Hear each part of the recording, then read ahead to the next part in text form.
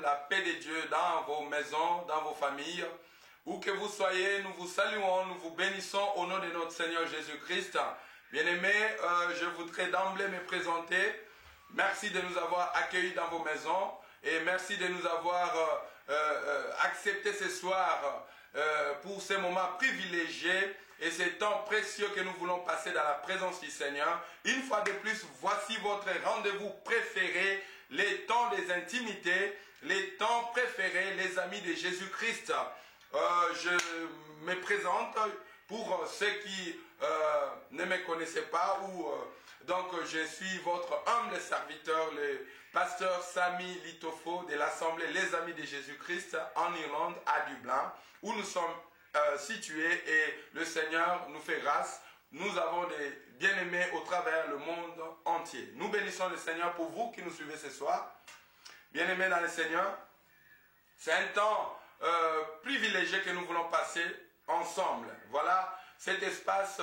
Comme vous savez, les amis de Jésus-Christ, c'est pour nous amener à l'intimité du Seigneur et surtout dans ces temps derniers où nous sommes à l'approche. La Bible dit le Seigneur revient bientôt et le Seigneur nous a fait grâce au travers de cet outil. Nous bénissons le Seigneur et nous voulons vraiment vous amener dans l'intimité du Seigneur. Au travers de sa parole, nous avons vu que le Seigneur cherche les vrais adorateurs. Dieu a besoin des hommes et des femmes qui vont se sentir proches de lui, tout près de lui, et il nous appelle même amis pour nous faire voir qu'il a besoin d'une intimité avec ses bien-aimés. Voilà pourquoi, sans plus tarder, aujourd'hui, nous serons énormément bénis parce que nous voulons voir certains éléments, certains aspects de nos vies qui sont vitaux, et ces aspects-là sont vitaux pour nous amener à l'intimité du Seigneur. Et nous pensons que dans ces temps, vraiment cet aspect-là est négligé.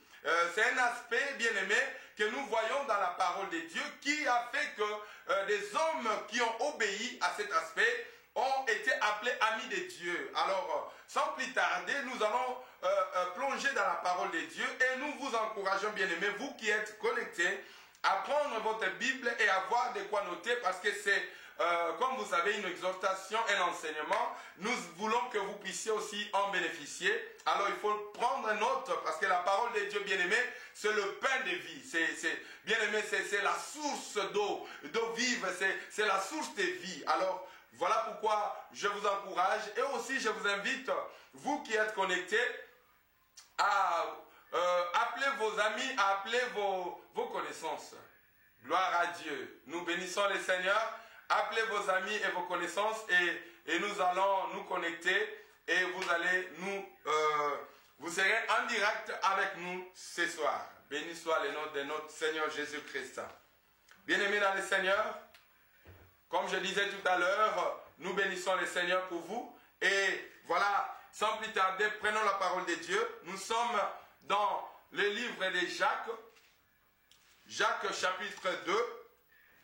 Et nous allons faire la lecture dans le livre de Jacques au chapitre 2, versets 14 à 23. Alors, les Écritures qui nous montrent clairement, bien aimés, ce parallélisme qu'il y a entre la foi et les œuvres de la foi. Alors nous avons compris au travers de ce passage, bien aimés, qu'il est important de manifester notre foi, mais aussi d'accompagner notre foi par les œuvres de la foi.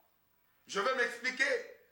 Bien-aimés, nous savons que la Bible nous dit que nous sommes sauvés par la grâce,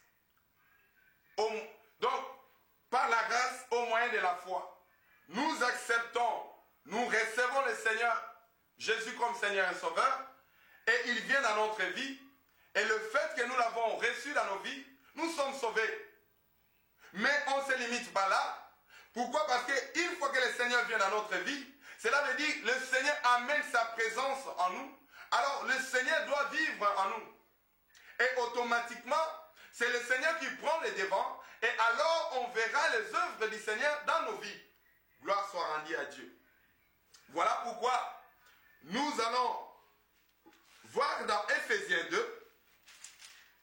Éphésiens chapitre 2, parce que je pense que c'est un thème ou un sujet qui a amené beaucoup de controverses et même beaucoup de débats sur le plan même des théologiens ou sur le plan même des chrétiens.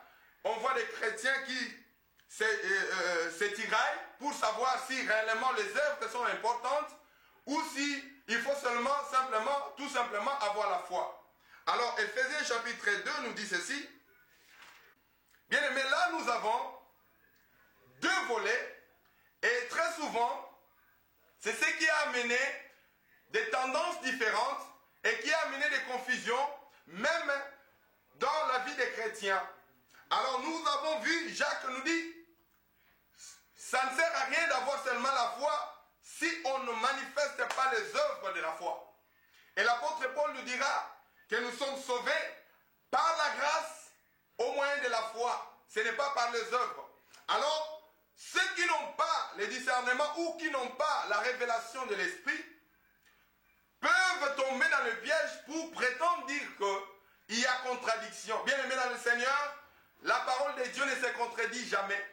La Bible n'est pas contradictoire, mais la Bible est complémentaire. Gloire soit rendue à Dieu. Cela veut dire, mon frère, ma soeur, vous qui nous suivez ce soir, sachez-le bien, il n'y a pas de contradiction dans la Bible. Il n'y a pas de controverse. Mais nous devons comprendre que quand nous avons un passage, nous devons étudier en profondeur et faire l'exégèse, ce qu'on appelle l'exégèse, c'est-à-dire faire l'étude du texte et comprendre ce qui était l'idée principale de l'auteur ou de la personne qui a mis cela en papier. Alors là, nous comprenons, bien aimés, qu'il y a complémentarité. L'Esprit de Dieu nous donne de l'équilibre. Vous savez, l'Esprit de Dieu, le Saint-Esprit, c'est l'Esprit de discernement. Alors, il nous donne le discernement pour comprendre que l'apôtre Paul et l'apôtre Jacques s'est complété. Alléluia. Il s'est complété, pourquoi? Parce que l'apôtre Paul présente la foi qui est au fait le moyen ou le canal par lequel nous devons passer pour accéder au salut. C'est-à-dire nous devons, par la foi, ouvrir nos cœurs pour recevoir le Seigneur dans nos vies.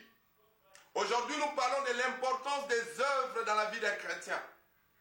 Pour réellement accéder à l'intimité avec le Seigneur et devenir ami de Dieu, ami de Jésus-Christ. Gloire soit rendue à Dieu. Bien-aimés, les œuvres sont importantes dans nos vies. Paul est tombé dans la désobéissance, n'est-ce pas, bien-aimés?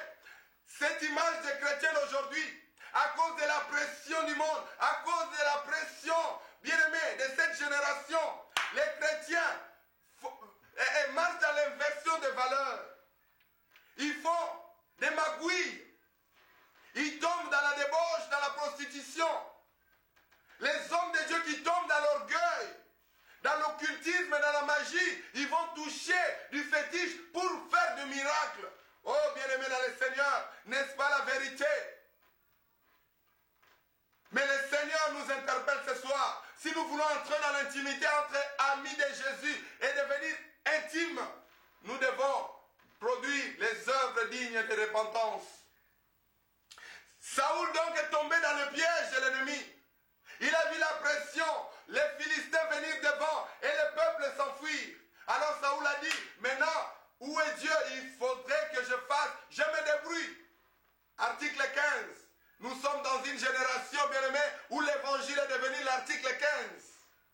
Débrouillez-vous pour vivre. Il y avait quelqu'un qui a proclamé un article. Et il a dit l'article 15. Et aujourd'hui, dans l'église, c'est l'article 15. On voit un chrétien, mais qui fait sa propre volonté pour survivre. Bien-aimés, si nous sommes amis de Dieu, si nous sommes amis de Jésus, nous allons produire les œuvres. Abraham, notre père de la foi, nous voyons dans Genèse 22.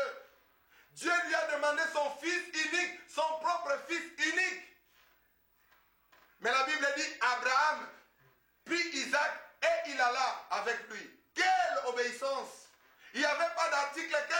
Il ne s'est pas débrouillé pour dire à Dieu, Seigneur, je vais chercher un serviteur et ce serviteur, je vais l'adopter et je vais l'offrir. Non, il a pris le fils.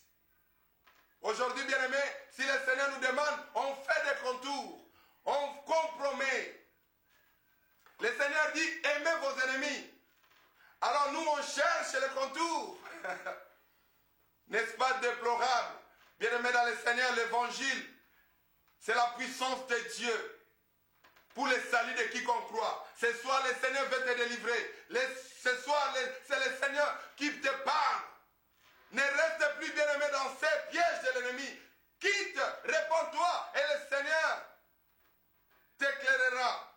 Bien-aimé, Saoul a vu la pression. Alors finalement, il a dit, amenez-moi l'Holocauste. Bien-aimé, ce n'était pas le roi qui avait la permission d'aller offrir, d'aller sacrifier l'Holocauste. Il n'avait pas le droit. Il était roi et il y avait le sacrificateur qui était censé faire tous les sacrifices à Dieu. Gloire soit rendue à Dieu. Alors, à un certain moment, il est allé et il a fait les sacrifices. Il a offert l'Holocauste. Bien-aimé dans le Seigneur, la Bible à moi me dit, Samuel est arrivé juste au moment où il finissait. C'est l'image, bien-aimé, de ces chrétiens qui marchent toujours dans la désobéissance, qui marchent toujours, bien-aimé, en faisant des œuvres qui sont en train de crucifier le Seigneur de gloire. Bien-aimé, juste au moment où on va s'approcher à la fin, le Seigneur va apparaître. Voilà pourquoi ce soir, le Seigneur nous interpelle. Alors la Bible dit, Samuel dit, qu'est-ce que tu as fait? Tu as agi en insensé. Quelqu'un qui n'a pas d'intelligence. Tu as agi en insensé parce que tu connais la loi de Dieu. Bien-aimé, n'est-ce pas dans cette génération, les chrétiens agissent en insensé. Bien-aimé, gloire soit rendue à Dieu. Voilà votre espace préféré, les amis de Dieu. Si réellement tu aimes l'évangile, tu vas aimer cet espace et tu seras toujours connecté, branché. Parce que c'est l'évangile original. Et c'est la vérité de la Bible. Voilà mon frère, ma soeur. Finalement, Samuel a décrété la parole de Dieu. Il dit, tu es rejeté, c'est fini. Dieu a trouvé un homme selon son cœur. Bien-aimé, on voit l'image de David. On voit cet homme qui a obéi à Dieu. Même si il était tombé, mais il est vite. Il s'est repenti rapidement. David, bien-aimé, pourquoi il a plu à Dieu? Pourquoi Dieu a témoigné David comme l'homme selon son cœur? C'est parce que David, bien-aimé, savait les principes de Dieu.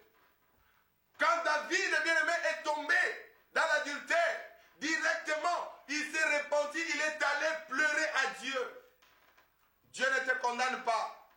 Dieu ne nous condamne pas. Mais il veut que les pécheurs se répandent, bien-aimé. Là où vous êtes, ce n'est pas une évangile de condamnation, mais c'est la bonne nouvelle de la repentance. Repentez-vous, car le Seigneur revient bientôt. Gloire soit rendue à Dieu. Pas mal de choses, bien-aimées, à continuer. Nous pouvons continuer. Alors, finalement, Saoul a perdu sa royauté. Le Seigneur dit, tu pouvais garder ta royauté pour toujours. Bien-aimé, n'est-ce pas la grâce de Dieu? Nous pouvons garder cette grâce pour toujours. Mais ne foulons pas la grâce de Dieu aux pieds. Regardez les œuvres que vous produisez. Il y a des hommes qui ne peuvent pas prier.